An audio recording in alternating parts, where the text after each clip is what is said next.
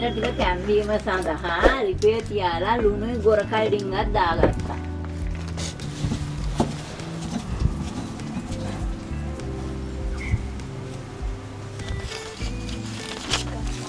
සුබ දවසක් අද දුල පුතාලා ආදරයෙන් පිළිගන්නවා.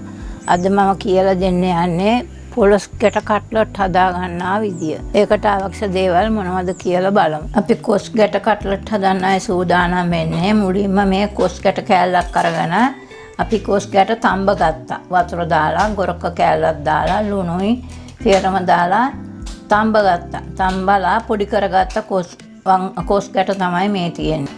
අල ගෙඩියක් තඹාගෙන පොඩි කරගෙන තියෙන්නේ. රස පදමට අවශ්‍ය ලුණු ප්‍රමාණය මිරිස් කෑලි තේ හැඳි 2යි ගම් මිරිස් ස්වල්පයක් විතරයක සාරු රතු ලුණු ගෙඩි 20ක් විතර අව මිරිස් දැම්මා කරපුංචා ඉඟුරු සුදු ලුණු. අපි එහෙනම් සාදා ගන්න ආකාරය බලමු. මුලින්ම තෙල් ටික ලිපේ තියලා තෙල් ටික රත් වුණාට පස්සේ මේ ඉඟුරු සුදු ලුණු තලාපුව දාගන්න. ඊළඟට ලියාගත්ත අනේ සියලුම දේ රතු ලුණු අවමිරිස් ඒ සියලුම දේ ටෙම්පරාදු කරගන්න.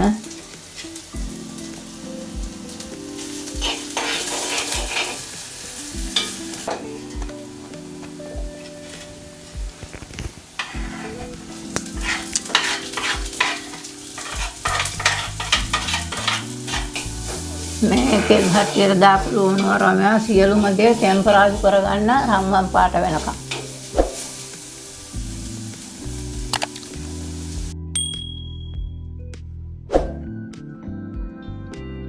දැන් ගත්තේ ලුණු තේ හැඳයි තේ හැඳි භාගයක් ටෙම්පරාදුවට එකතු කරගන්න. දැන් කොස් ගැට ටික එකතු කරන්න.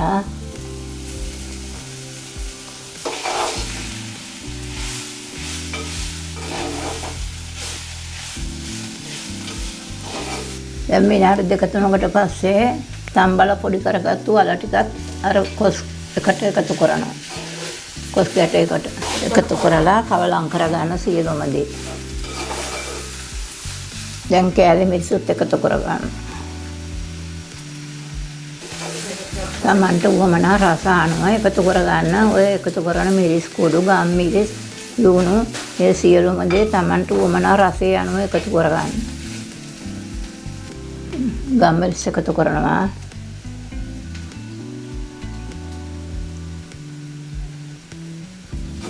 දැන් ඔය මේ කොස් ගැට එකේ රස මදි නම් බලලා ලුණු තව ටිකක් ඕනනම් එකතු කරගන්න.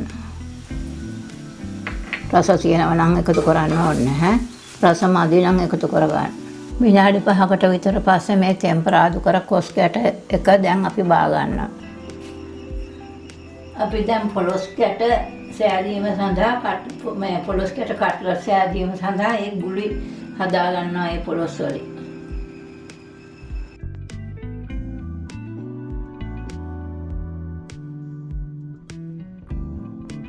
අපි සකස් කරගත්ත කොස් ගැට කට්ලට් එක දැන් බිත්තර සාරු එකේ දමලා මේ බිස්කට් කුඩු තරවන්නයි සූදානම් වෙන්නේ.